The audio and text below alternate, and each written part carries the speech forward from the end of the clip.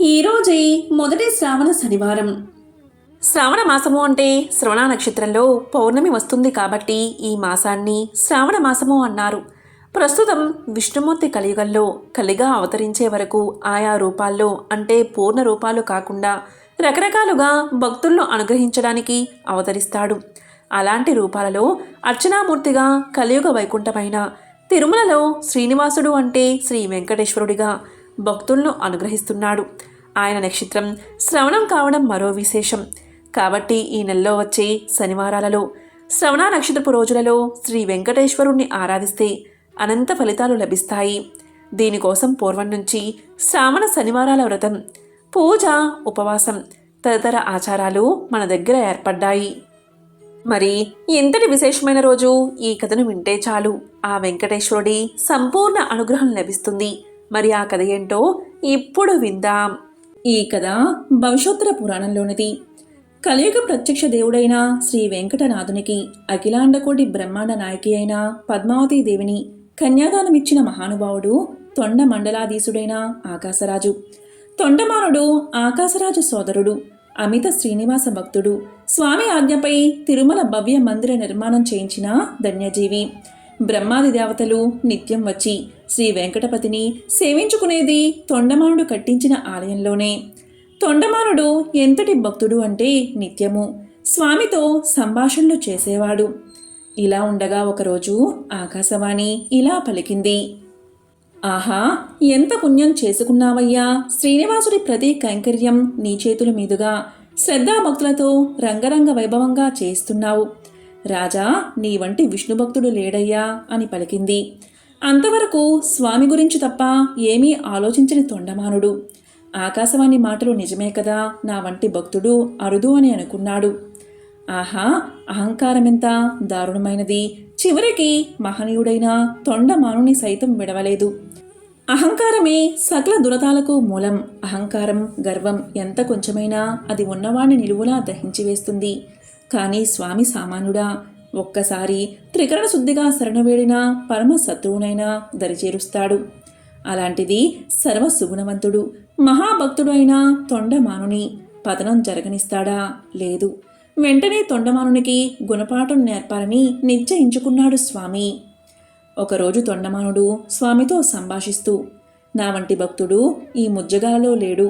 అసలు నేను తప్ప నీకు నిజభక్తులు ఎవరైనా ఉన్నారా దేవాదిదేవా అని ప్రశ్నించాడు. జగన్నాటక సూత్రధారి అప్పటికి చిరు మందహాసంతో సమాధానమిచ్చి ఆ తొండమానునికి గుణపాఠం చెప్పే నాటకానికి అప్పుడే శ్రీకారం చుట్టాడు.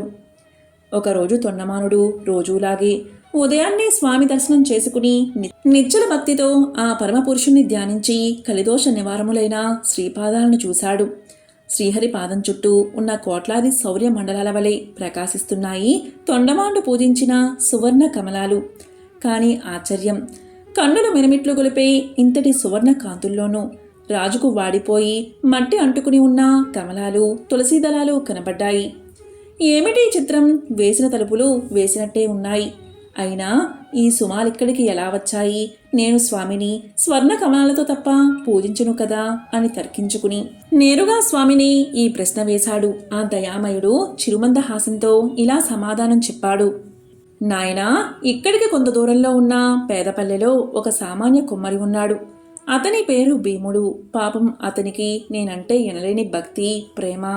అతనుండే ఇంటి మట్టి గోడలో ఒక గూడు చేసి అందులో నా కర్రబొమ్మ ఒకటి మలచి అందులో నన్ను భావించుకుంటూ పూజిస్తూ ఉంటాడు. భక్తుడు ఎక్కడ భావిస్తే అక్కడ దీపించడం నా బాధ్యత కదా. ప్రహ్లాదుని కదా, నీకు తెలియంది కాదు కదా. పాపం, అతనికి మంత్రతంత్రాలు, తపోయోగాలు ఏమీ తెలియవు. అయినా త్రికరణ శుద్ధిగా నిరంతరం నన్ను ధ్యానిస్తూనే ఉంటాడు.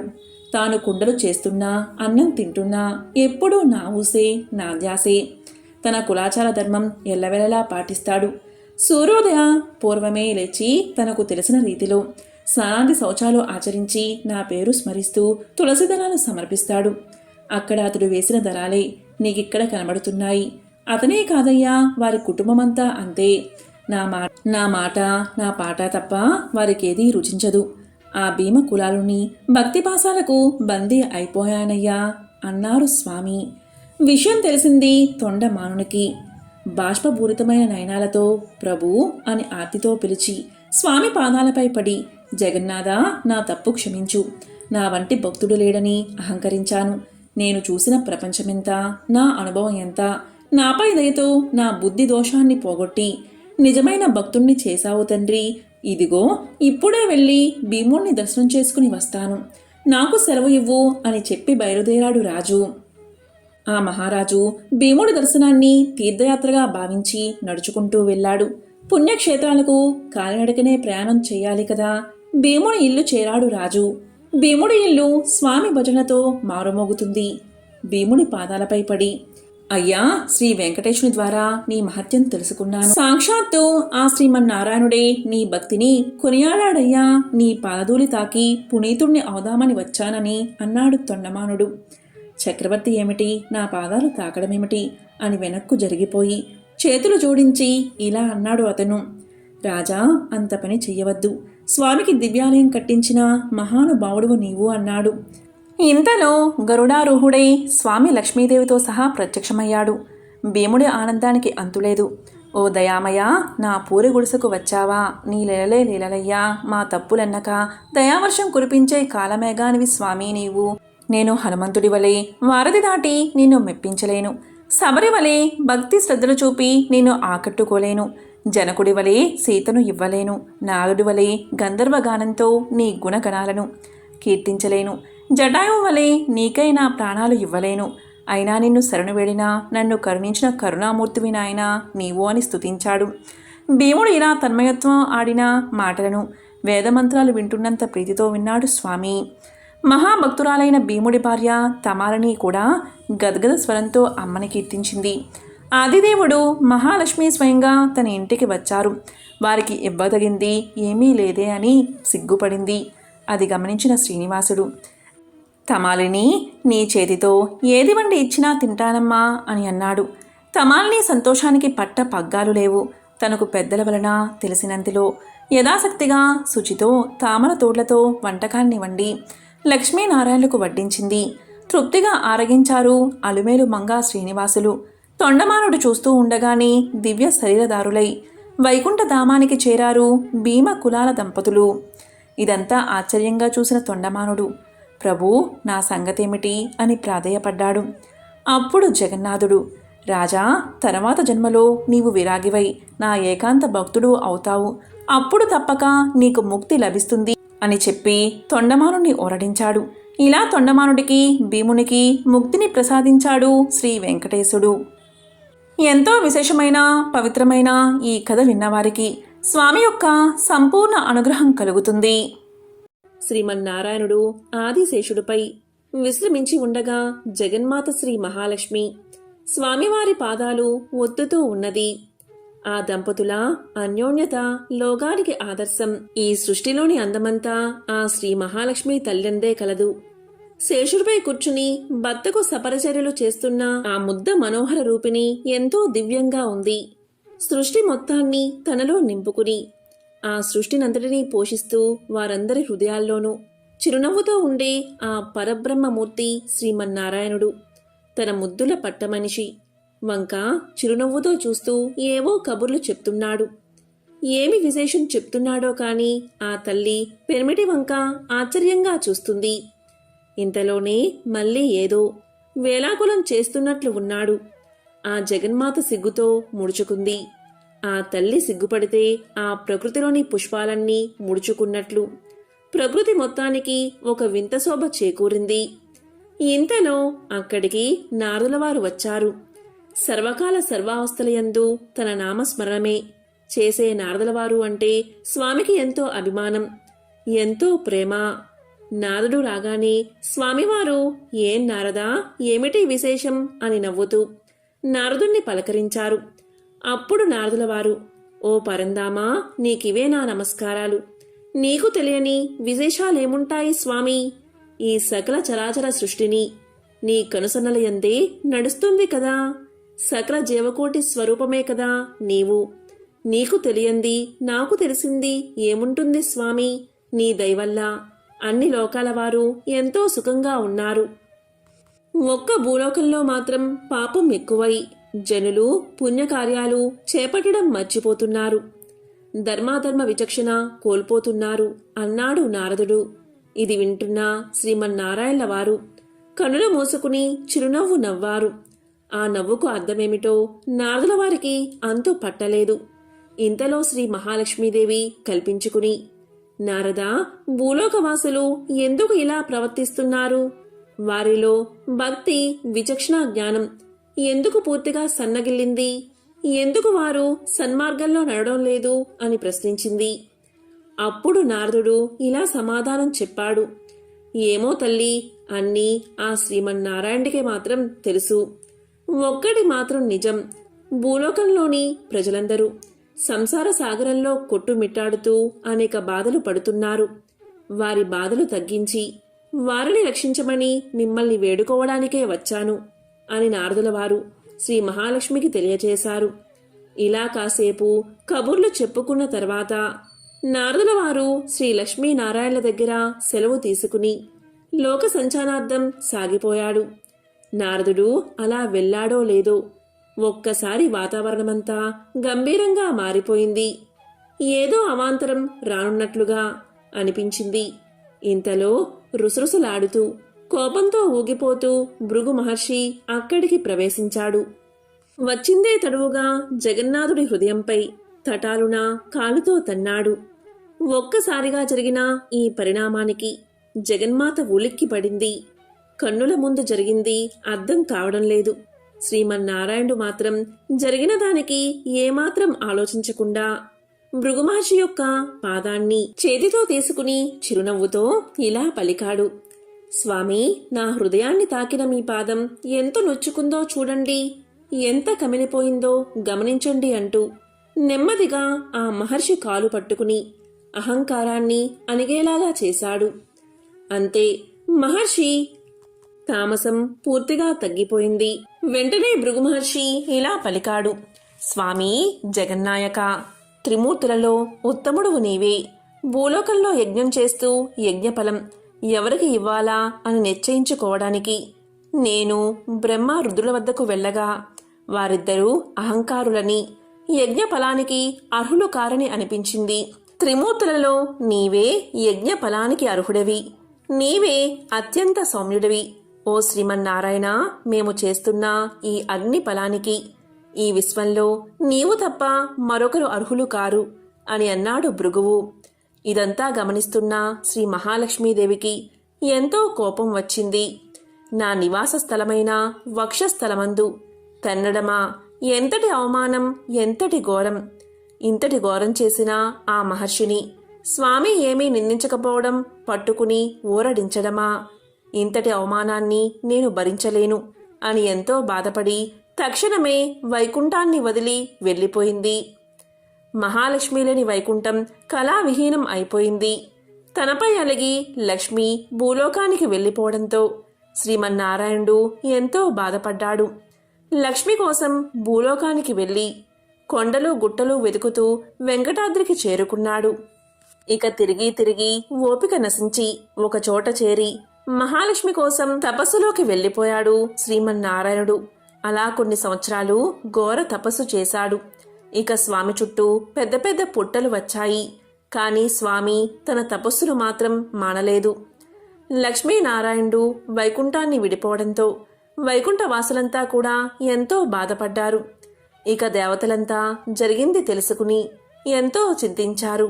ఇక బ్రహ్మదేవుడు మహేశ్వరుడి వద్దకు వెళ్లి ఇలా అన్నాడు. ఓ పరమేశ్వర, అదిగో భూలోకం వైపు చూడండి. తిండి తిప్పలు మాని శ్రీ మహాలక్ష్మి కోసం విష్ణువు ఎలా తపస్సు చేస్తూ ఉన్నాడో చూడండి అన్నాడు బ్రహ్మ. ఓ పరమేశ్వర, మనిద్దరం తక్షణమే భూలోకానికి వెళ్ళి ఆ స్వామి యొక్క ఆలనా పాలనా చూడాలి అని అనగానే రుద్రుడు కూడా ఇందుకు ఒప్పుకుని బ్రహ్మ రుద్రులు ఇద్దరూ కలిసి భూలోకానికి మారు వేషంలో చేరారు. ఆ రోజుల్లో వెంకటాద్రి ప్రదేశాన్ని ఒక చోళ మహారాజు పరిపాలిస్తూ ఉండేవాడు. ఒకనాడు లక్ష్మీదేవి గోపాలిక రూపాన్ని, బ్రహ్మ ఆవు రూపాన్ని, ఇంద్రుడు లేగదూడ రూపాన్ని ధరించి ఆ రాజు ఆస్థానానికి వెళ్లారు. గోపాలిక రూపంలో ఉన్న మహాలక్ష్మి చోళరాజుతో ఈ ఆవు ఎంతో ఎక్కువ పాలు ఇస్తుందని, ఇది ఉన్న చోట సర్వసంపదలు కలుగుతాయని చెప్పింది. అప్పుడు చోళరాజు ఆవు దూడలు తనకు కావలసిందని కోరగా లక్ష్మీదేవి అలాగే అని ఒప్పుకుంటుంది. ఆ రెండిటిని రాజుగారి గోశాలకు తరలిస్తారు. రాజు గోశాల్లో ఉన్న అన్ని ఆవులతో పాటు బ్రహ్మ రూపంలో ఉన్న ఆవును కూడా మేతకు ఊరి బయటకు పంపించేవాడు. ఆవు మేతకని వెళ్లి శ్రీనివాసుడు ఉన్న పుట్ట దగ్గరకు చేరుకుని పుట్ట దగ్గర నుంచుని పొదుగు నుంచి పాలు స్రవించేది. ఆ పాలు తాగే శ్రీనివాసుడు తన ఆకలి తీర్చుకునేవాడు. అటు తర్వాత తిరిగి తన మందలో కలిసిపోయి సాయంత్రానికి గోశాలను చేరుకునేది. ఆవు ఇలా కొన్ని రోజులు జరిగిన తర్వాత గోపాలకులు ఆ ఆవు దూడలు చిక్కిపోవడం గమనించారు. అంతేకాదు, సాయంకాలం గోశాలలో పాలు పితికే సమయంలో ఆ ఆవు దగ్గర ఏమాత్రం పాలు ఉండేవి కాదు. రోజు తర్వాత రోజు ఇలా ఎందుకు జరుగుతుందో అర్థం కాక గోపాలుడు మరుసటి నాడు ఎలాగైనా ఈ ఆవు రోజంతా ఎక్కడ తిరుగుతుందో గమనించాలని నిశ్చయించుకున్నాడు. మరనాడు గోపాలుడు దూరం నుంచి గమనిస్తూ ఉండగా బ్రహ్మ రూపంలోని ఆ ఆవు మంద నుంచి వేరుపడ్డం, పుట్టవద్ద పాలు స్రవింపచేయడం గమనించాడు గోపాలుడు. ఓహో, ఇదా జరుగుతుంది రోజు అని అనుకుని గోపాలుడు ఎంతో కోపావేశంతో సరిగ్గా ఆ పుట్ట దగ్గరకు పరిగెత్తుకుని వెళ్ళి చేతిలోని గొడ్డలితో ఆవును చంపబోయాడు. ఇక ఆవు రూపంలో ఉన్న బ్రహ్మదేవుడికి అపకారం జరుగుతుందని గమనించిన శ్రీమన్నారాయణుడు ఒక్కసారిగా పుట్ట నుంచి పైకి లేచాడు. అంతే, ఆ గోపాలుడి చేతిలోని గొడ్డలి శ్రీనివాసుడికి తగిలి నుదుట గాయమై విపరీతంగా రక్తం కారసాగింది. ఒక్కసారిగా జరిగిన ఈ పరిణామానికి గోపాలుడు ప్రాణాలు విడిచాడు. ఈ విషయం తెలుసుకున్న చోళరాజు పుట్ట వద్దకు చేరుకున్నాడు. జరిగిన దానికి రాజే కారణమని శ్రీనివాసుడు చోళరాజును పిశాచంగా మారతావని శపించాడు. వెంటనే చోళరాజు శ్రీనివాసుణ్ణి సాక్షాత్తు శ్రీమన్నారాయణుడిగా గ్రహించి తన తప్పు క్షమించమని ఎంతో ప్రాధేయపడ్డాడు. అందుకు జాలిపడి శ్రీనివాసుడు శాప విమోచన మార్గం అనుగ్రహించాడు. ఇక దేవగురువైన బృహస్పతిని పిలిచి తన గాయాలకు మూలికా చికిత్స చేయించుకున్నాడు శ్రీనివాసుడు. ద్వాపర యుగంలోని యశోద వకులమాతగా జన్మించి ఆ సమీపంలోనే ఆశ్రమాన్ని నిర్మించుకుని నివసిస్తూ ఉంది. ఇక నారదుల వారి ద్వారా శ్రీమన్నారాయణుడు భూలోకానికి రావడం, తన ఆశ్రమానికి సమీపంలోనే ఉండడం తెలుసుకుని వకులమాత స్వామిని కలుస్తుంది. నాయనా, నీవు వచ్చి నా ఆశ్రమంలో ఉండు. ఇక నుంచి నీ పేరు శ్రీనివాసుడు అంది ఆమె. శ్రీనివాసుడు అందుకు సంతోషించి ఆమెతో పాటు వెళ్లి ఆశ్రమంలోనే నివసించసాగాడు. ఆ రాజ్యాన్ని పరిపాలిస్తున్న ఆకాశరాజు ధరణీదేవి దంపతులకు వివాహమైన ఎన్ని సంవత్సరాలకు సంతానం కలగలేదు. వారిద్దరూ ఎన్నో వ్రతాలు చేశారు, అనేక పుణ్యతీర్థాలను దర్శించారు. అయినా ఫలితం లేకపోయింది. చివరికి ఆస్థాన జ్యోతిష్యుల సలహా ప్రకారం ఆకాశరాజు పుత్ర కామేష్టి యజ్ఞాన్ని తలపెట్టాడు. ఒక సుముహూర్తం నిశ్చయించుకుని బ్రాహ్మణులకు యజ్ఞానికి కావలసిన సామాగ్రి మొత్తం సమకూర్చాడు ఆకాశరాజు. ఇక యజ్ఞస్థలాన్ని పరిశుభ్రం చేసే పనిలో భాగంగా ముందుగా తానే స్వయంగా నాగలితో భూమిని దున్నడానికి ఉపక్రమించాడు. కొద్ది దూరం దున్నగాని ఒక్కసారిగా నాగలికి ఏదో ఒక వస్తువు తగిలిన శబ్దమైనది. ఏమి ఉంటుందా అని ఆశ్చర్యంతో తవ్వి చూడగా ఒక సువర్ణ ఖచ్చితమైన పెట్టె కనబడింది. ఇక ఆకాశరాజు వెంటనే భార్య ధరణీదేవిని పిలిచి ఆ పెట్టె తెరిచి చూశాడు. అయితే ఆ దంపతులకు ఎంతో ఆశ్చర్యం కలిగింది. ఆ పెట్టెలో సహస్ర పద్మాల మధ్య దివ్య తేజస్సుతో మెరిసిపోతూ ఒక పసిపాప కనిపించింది. అంతలో ఆకాశవాణి ఇలా పలికింది: ఓ రాజా, ఈ పసిపాపను సామాన్య బాలికగా భావించవద్దు. ఈమె సాక్షాత్తు లక్ష్మీదేవి అంశతో జన్మించింది. ఈమె వల్ల మీ దంపతుల జన్మ ధన్యమైనది. కాబట్టి ఈ బాలికను నీ కుమార్తెగా స్వీకరించు. ఈ బాలిక మున్ముందు నీకు అఖండ కీర్తిని తీసుకురాగలదు. ఈ శిశువు వల్ల నీ వంశంలోని ముందు వెనుక తరాల వారందరూ కూడా తరిస్తారు అని పలికింది. అప్పుడు ఆకాశరాజు దంపతులు మిక్కిలి ఆనందంతో యజ్ఞాన్ని పూర్తి చేసి ఆ పాపను అంతఃపురానికి తీసుకువెళ్లి పద్మావతి అని నామకరణం చేశారు. పద్మావతి లభించిన శుభ విశేషం చేత ఆ దంపతులకు అనతి కాలంలోనే మగపిల్లవాడు జన్మించాడు. ఆ బాలుడికి వసునారాయణుడు అని నామకరణం చేశారు. పద్మావతి వసునారాయణుడు ఇద్దరూ అల్లారు ముద్దుగా పెరిగి పెద్దవారయ్యారు. పద్మావతి అతిలోక సౌందర్యవతిగా రూపుదిద్దుకుంది. రతీదేవి యొక్క అందం, సరస్వతి వంటి విద్యా విజ్ఞానాలు, గౌరీదేవి వంటి వర్చస్సు, లక్ష్మీదేవి యొక్క తేజస్సు అలంకారంగా కలిగి జగత్తులోని అద్భుత సౌందర్య రాశిగా అలరారసాగింది. ఒకనాడు నారద మునీశ్వరుడు లోక విహారం చేస్తూ ఆ రాజ్యానికి వచ్చి ఆకాశరాజు ధరణీదేవి దంపతుల వద్దకు వచ్చాడు. అక్కడ ఉన్న పద్మావతిని చూసి ఇలా దంపతులతో ఇలా పలికాడు. ఓ రాజదంపతులారా, మీరు ధన్యులు. ఈ పద్మావతి సామాన్య యువతి కాదు. ఈమె సాక్షాత్తు శ్రీ మహాలక్ష్మి యొక్క అంశతో జన్మించింది. నీకు త్వరలోనే సాక్షాత్తు శ్రీమన్నారాయణుడు అల్లుడు కాగలడు అని చెప్పి పద్మావతిని శీఘ్రమేవా కళ్యాణ ప్రాప్తిరస్తు అని దీవించి లోక సంచారానికై బయలుదేరి వెళ్ళిపోయాడు. అక్కడ వకులాదేవి ఆశ్రమంలో శ్రీనివాసుడు వకులమాత చేసే సపరిచర్యలతో సంతోషంగా కాలాన్ని గడుపుతున్నాడు. ఒకనాడు శ్రీనివాసుడికి వేటకు వెళ్దాము అనే తలంపు కలిగింది. ఈ మాట తల్లితో చెప్పగా వకులాదేవి శ్రీనివాసుడితో, నాయనా, నీవు సుకుమారంగా ఉంటావు. మృగాలతో వేట చాలా ప్రమాదం. వెళ్ళవద్దు నాయనా అని వారించింది. అందుకు శ్రీనివాసుడు, తల్లి, నీవేమీ చింతించవద్దు. ఆ మృగాలు నన్నేమీ చేయలేవు. నేను చక్కగా వేటాడి తిరిగి వస్తాను అని చెప్పి వకులాదేవి దగ్గర సెలవు తీసుకుని వేటకు వెళ్ళాడు. కాసేపు వేటాడిన తర్వాత అలసిన శ్రీనివాసుడు సమీపంలో ఒక కొలను కనిపించడంతో కాసిన్ని నీళ్లు తాగి ముఖం కడుక్కుని కాసేపు పక్కనే ఉన్న వనంలో పడుకున్నాడు. ఇంతలో శ్రీనివాసుడికి ఒక్కసారిగా కిలకిలమంటూ నవ్వులు వినపడ్డాయి. ఆ నవ్వులు ఎక్కడ్నుంచి వస్తున్నాయో అని ఆలోచిస్తూ ఉండగా ఎదురుగా చెలికత్తెలతో వస్తున్న ఒక అద్భుత సౌందర్య రాశి శ్రీనివాసుడికి కనబడింది. ఆమె మరెవరో కాదు, ఇష్టసకులతో వన విహారానికై వచ్చిన రాకుమార్తె పద్మావతి. పద్మావతి సౌందర్యానికి శ్రీనివాసుడికి నోటమాట రాలేదు. పద్మావతి కూడా ఒక్కసారి శ్రీనివాసుడి అద్భుత తేజస్సుకు ఆశ్చర్యపడి కనులు పెద్దగా చేసుకుని చూసింది. ఇంతలో పరపురుషుణ్ణి ఈ విధంగా చూడ్డమా అని మనసులో అనుకుని వెంటనే ముఖాన్ని పక్కకు తిప్పుకుంది. ఇక శ్రీనివాసుడు నెమ్మదిగా వారిని సమీపించి, ఓ సుందరి, నీవెవరు? జగత్తులోని సౌందర్యమంతా నీలోనే ఉంది. నీవు నన్ను ఎంతగానో ఆకర్షించావు. నిన్ను భారీగా చేపట్టాలని, లేకపోతే నా జీవితం వ్యర్థమని అనిపిస్తుంది. నీ తల్లిదండ్రులు ఎవరు? వారిని తక్షణమే కలిసి ఈ విషయం మాట్లాడి నిన్ను వివాహం చేసుకుంటాను. ఈ నిర్ణయం తిరుగులేనిది.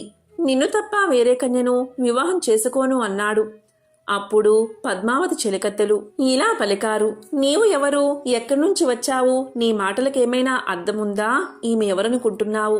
ఈ దేశాన్ని ఏలుతున్న ఆకాశరాజు ప్రియపుత్రిక పద్మావతి. సామాన్యుడైన నీవు ఎక్కడా? రాజకుమార్తె ఎక్కడా?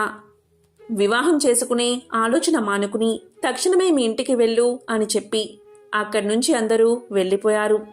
సగులతో వెళ్ళిపోతూ పద్మావతి ఒక్కసారిగా వెనక్కి తిరిగి శ్రీనివాసుణ్ణి చూసింది.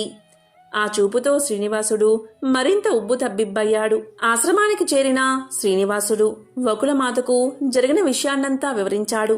పద్మావతిని తప్ప వేరెవరిని వివాహం చేసుకోను అన్నాడు. అందుకు వకులమాత శ్రీనివాసుడితో, నాయనా, సామాన్యులైన మనమెక్కడా? అంతఃపురంలో నివసించే ఆ పద్మావతి ఎక్కడా? దయచేసి ఆ ఆలోచనలు విరమించు నాయనా అని పలికింది. అయినా శ్రీనివాసుడు మాట వినలేదు.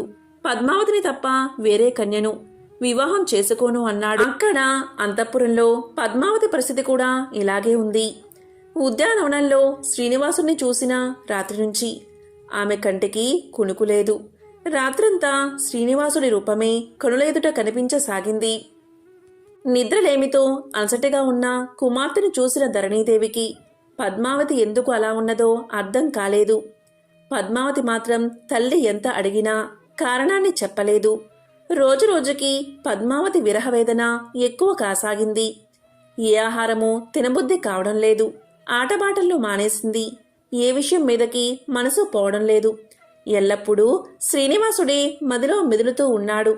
మనసులో ఒక్కటే ఆలోచన, తల్లిదండ్రులకు ఈ విషయాన్ని చెప్తే సామాన్యుడైన అతనికి తన్నిచ్చి వివాహం చేస్తారా అని. ఒప్పుకోరని ఆమె ఆలోచన. అందుకే అటు శ్రీనివాసుణ్ణి మర్చిపోలేక, ఇటు తల్లిదండ్రులకు విషయాన్ని చెప్పలేక ఎంతో మదనపడుతూ నిద్రాహారాలు మానేసి రోజురోజుకి కృషించి కుంగిపోసాగింది. ఇక ఆకాశరాజు దంపతులకు ఏమీ తోచట్లేదు. ఎంతోమంది గొప్ప వైద్యులను పిలిపించి అనేక విధాల ప్రయత్నం చేశారు. అయినా పద్మావతిలో ఏమాత్రం మార్పు రాలేదు. ఒకనాడు అంతఃపురానికి ఒక ఎరుకులసాని వచ్చింది. ఆమె ఎవరో కాదు, మారు వేషంలో వచ్చిన శ్రీనివాసుడే. ఎరుకులసాని సోది చెప్తూ ఉంటే ఏదో దివ్యశక్తి ఉందని అంతఃపురంలోని వారికి అనిపించింది. వారు వెంటనే ఆమెను ధరణీదేవి వద్దకు తీసుకువెళ్లారు.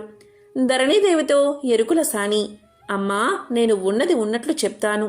చెప్పింది చెప్పినట్లే జరుగుతుంది. ఈ ఇంటిలో శాంతి లేదు. ఏదో బాధ నీ మనసును కలవర పెడుతుంది అంది. వెంటనే ధరణీదేవి, చూడు తల్లి, నీలో ఏదో శక్తి ఉంది. నీ మాటలు ఎంతగానో నన్ను ఆకట్టుకుంటున్నాయి. నీవు చెప్పింది నిజం. మా ఎవరికి ప్రశాంతత లేదు. మా కుమార్తె పద్మావతికి ఏదో వింత వ్యాధి పట్టుకుంది. అదెవరికి అర్థం కావట్లేదు. నీవే చెప్పాలి అని పలికింది. ఇంతలో పద్మావతిని అక్కడికి తీసుకురాగానే ఎరుకులసాని రూపంలో ఉన్న శ్రీనివాసుడు ఇలా చెప్పసాగాడు.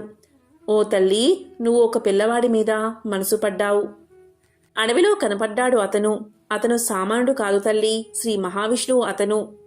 అతన్నే నువ్వు వలిచావు. నీ పెళ్లి తప్పకుండా ఆయనతోనే అవుతుంది. నువ్వు కలకాలం సుఖంగా ఉంటావు. నీ కోరిక తీరుతుంది తల్లి అని చెప్పింది. ఈ మాటలు విన్నా ధరణీదేవి ఆశ్చర్యపోయింది. ఈ విషయం గురించి పద్మావతిని అడగ్గా ఎరుకులసాని చెప్పిందంతా నిజమే అని చెప్పింది పద్మావతి.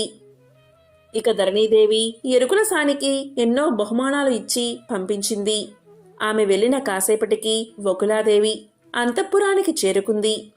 తను శ్రీనివాసుడి తల్లిని అని, తన కుమారుడు పద్మావతిని వరించాడని తెలియచేసింది. ఇక ధరణీదేవి ఎంతగానో సంతోషించి భర్త ఆకాశరాజుని పిలిచి జరిగిన విషయమంతా చెప్పింది. ఆకాశరాజు సాక్షాత్తు శ్రీమన్నారాయణుడు తన అల్లుడు కాబోతున్నందుకు ఎంతగానో సంతోషించాడు. ఇక వకులాదేవి కూడా ఎంతో సంతోషించి ఆ దంపతుల వద్ద సెలవు తీసుకుని తన ఆశ్రమానికి చేరుకుంది. ఇక ఆకాశరాజు ధరణీదేవి దంపతుల ఆనందానికి అవధుల్లేవు. ఈ ప్రపంచంలో అందరికీ ఇంతటి భాగ్యం లభించదు. ఎన్ని కోట్ల జన్మల పుణ్యఫలమో కదా సాక్షాత్తు శ్రీమన్నారాయణుడే అల్లుడిగా పొందగలిగే భాగ్యం ఎంతమందికి కలుగుతుంది. మా జన్మ ధన్యమైంది.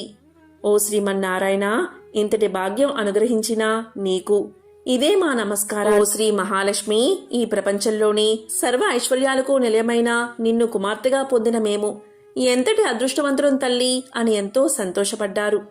ఇక ఆకాశరాజు దంపతులు వారి గురువైన సుఖ మహర్షికి కబురు పంపగా ఆ మహర్షి వెంటనే రాజప్రసాదానికి విచ్చేశాడు. మహర్షికి సకల మర్యాదలు చేసి జరిగిన విషయాన్నంతా వివరించారు ఆ రాజదంపతులు. అప్పుడు మహర్షి ఆ దంపతులతో ఇలా అన్నాడు.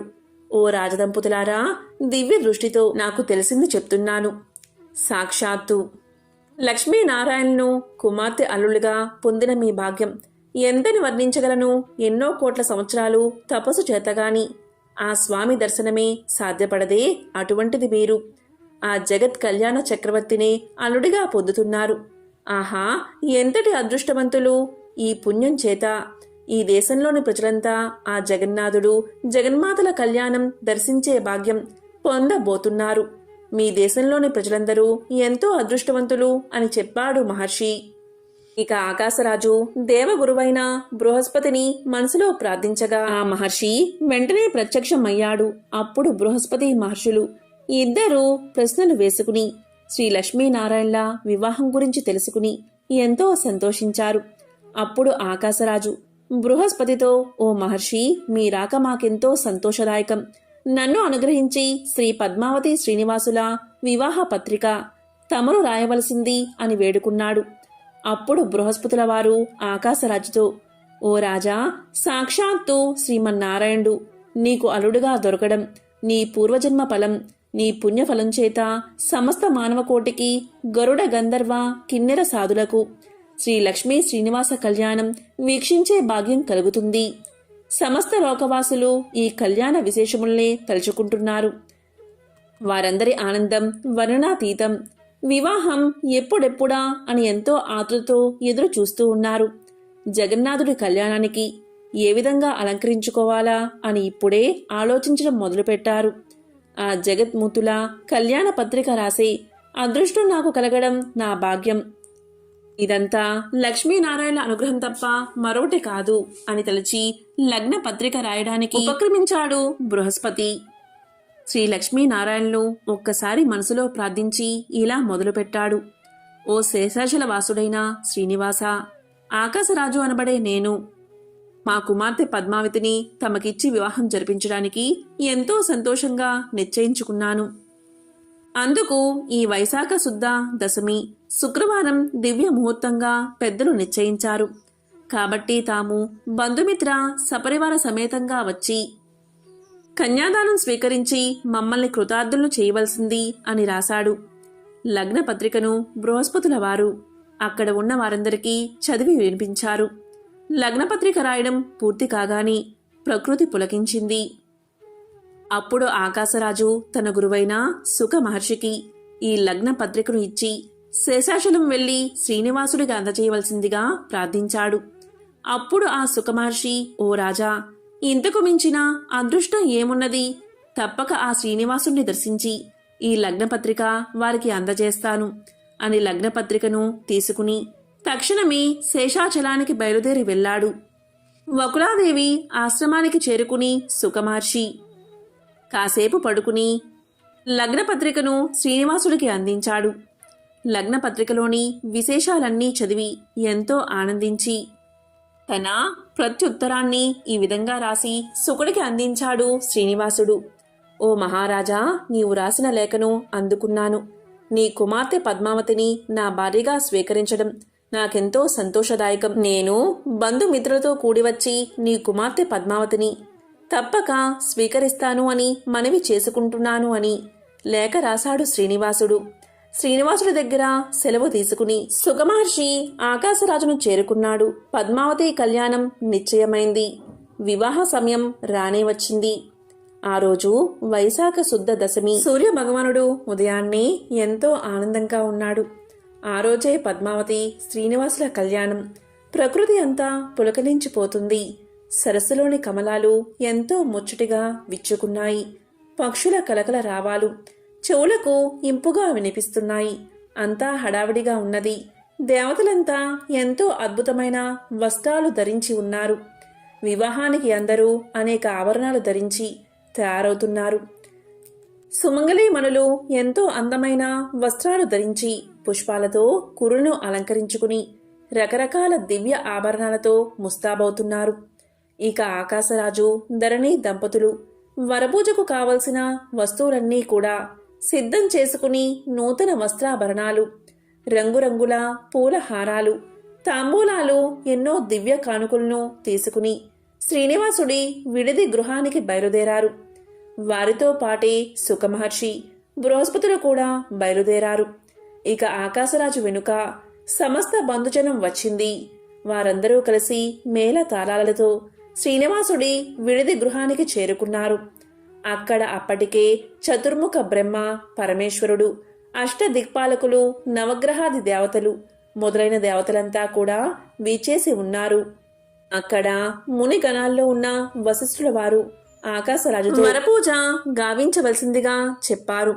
అప్పుడు ఆకాశరాజు శ్రీనివాసుడికి నమస్కారం చేసి, ఓ శ్రీనివాస, ఓ శ్రీమన్నారాయణ, నిన్ను అల్లుడిగా పొందుతున్న నా భాగ్యం ఎంతని చెప్పుదును. ఎవరి నమస్కారంచే కోటి జన్మల మహాపాపాలు కూడా నశించి ఎవరి నామస్మరణచే మనసు శరీరం శుద్ధవుతుందో, ఎవరి నామస్మరణ వల్ల కోటి యాగాల ఫలం లభిస్తుందో, ఎవరి నామస్మరణ వల్ల సమస్త దేవగణము వారి వారి శక్తులు పొందుతారో, ఎవరి దర్శన భాగ్యం చేత సమస్త మునిగణాలు కోట్లాది సంవత్సరాలుగా తపస్సు చేస్తూ ఉంటారు, అటువంటి పరబ్రహ్మ మూర్తివైన నీవు నాకు అల్లుడిగా దొరకడం ఎంత అదృష్టం! నా అదృష్టం ఎంతటిదని నేను చెప్తాను. నీ పాద పద్మాలను ఒక్కసారి మనసులో తలిస్తే చాలు, సర్వ పాపాలు తొలగిపోతాయి, సర్వ భాగ్యాలు కలుగుతాయి. సాక్షాత్తు బ్రహ్మదేవుడే కడిగిన నీ పాదాలను కడిగే అదృష్టం నాకు కలిగినందుకు నాకెంతో సంతోషంగా ఉంది. కన్యాదాతలందరూ కూడా తమ కుమార్తెకు భర్తగా వచ్చే యువకుడు శ్రీమన్నారాయణుడి గుణగణాలను, సౌందర్యాన్ని, తేజస్సును కలిగి ఉండాలని తలుస్తారు. అటువంటిది సాక్షాత్తు నీవే నాకు అల్లుడిగా దొరకడంతో ఏ కన్యాదాతకు కలగని అదృష్టం నాకు దక్కింది అని ఆనంద బాష్పాలు కనుల వెంట రాగా శ్రీనివాసుడి పాద పద్మాలు కడిగి చందన, కుంకుమ, పుష్ప అక్షింతలతో పూజించాడు. సుమంగళి మణులు మంగళహారతి పాటలు పాడుతూ శ్రీనివాసుడికి హారతి పట్టారు. ఈ వేడుక అంతా చూస్తున్న వారందరి ఆనందం చెప్పడానికి వీలు కానిది. ఇక పెళ్లి కుమార్తె తన మందిరంలో ఎలా ఉందో చూద్దాం. సాక్షాత్తు సరస్వతీదేవి, గౌరీదేవి పద్మావతిని అలంకరిస్తున్నారు. అద్భుతమైన బంగారు రంగు పట్టుచీర కట్టి, బంగారు కుచ్చులతో మల్లె మొగ్గలు జడలు వేసి, పాపిట బొట్టు, చెంపన ముత్యాల సరాలతో అలంకరించారు. సరస్వతీదేవి కాళ్లకు పారాని రాయగా గౌరీదేవి పద్మావతికి బుగ్గన చుక్క పెట్టింది. ఇంద్రుడి భార్య సచీదేవి పద్మావతికి ఎంతో అందమైన మెరుస్తున్న ఆభరణాలు అలంకరింప చేసింది. అప్సరసలు వచ్చి పద్మావతి చేతులకు కాళ్లకు గోరింటాకు పెట్టారు. ఆహా, ఆ తల్లి సౌందర్యం ఎంతని వర్ణించగలం? శ్రీనివాసుడిని మదిలో దోబూచులాడుతూ ఉండగా ఆలోచనలతో ఆనందిస్తూ ఇంతమంది ఉన్నారు కదా అని సిగ్గుపడి ముడుచుకుపోతూ ఉన్న శ్రీ మహాలక్ష్మిని వర్ణించడం ఎవరి తరం? ఈ సృష్టిలోని సౌందర్యమంతా ఆమెదే కదా. అంత చక్కటి బంగారు ఆభరణాలు ధరించింది కాని ఈ సృష్టిలోని బంగారమంతా ఆమె స్వరూపమే కదా. ఎన్ని రకాల పుష్పాలను చక్కగా తురుముకున్నది కాని ఆ పుష్పాల్లోని అందమంతా ఆ లతాంగిందే కదా. సృష్టిలోని ఐశ్వర్యమంతా ఆ తల్లి స్వరూపమే కదా. ఆహా, ఈ తల్లిని, జగన్మాతను పెళ్లి కూతురుగా చూసి అక్కడ ఉన్నవారంతా మురిసిపోతున్నారు. శ్రీ పద్మావతి శ్రీనివాసుల వివాహం అత్యంత వైభవంగా కన్నుల పండుగగా 5 రోజులు జరిగింది. సమస్త విశ్వానికి ఆ 5 రోజులు కళ్యాణ వైభోగమే. సాక్షాత్తు శ్రీమన్నారాయణుల వారిని అల్లుడిగా పొందిన ఆ మహారాజు ఆనందానికి అంతుల్లేవు. ఆ రాజదంపతులు కుమార్తె పద్మావతిని సారెతోడా అత్తవారింటికి పంపించారు. వివాహమైన తర్వాత 6 నెలలు కొండ ఎక్కకూడదు అన్న నియమం చేత మార్గ మధ్యలో శ్రీనివాసులు పద్మావతి దంపతులు అగస్త్యుని ఆశ్రమంలో 6 నెలల పాటు నివసించి తర్వాత వారిద్దరూ శేషాచలానికి బయలుదేరారు.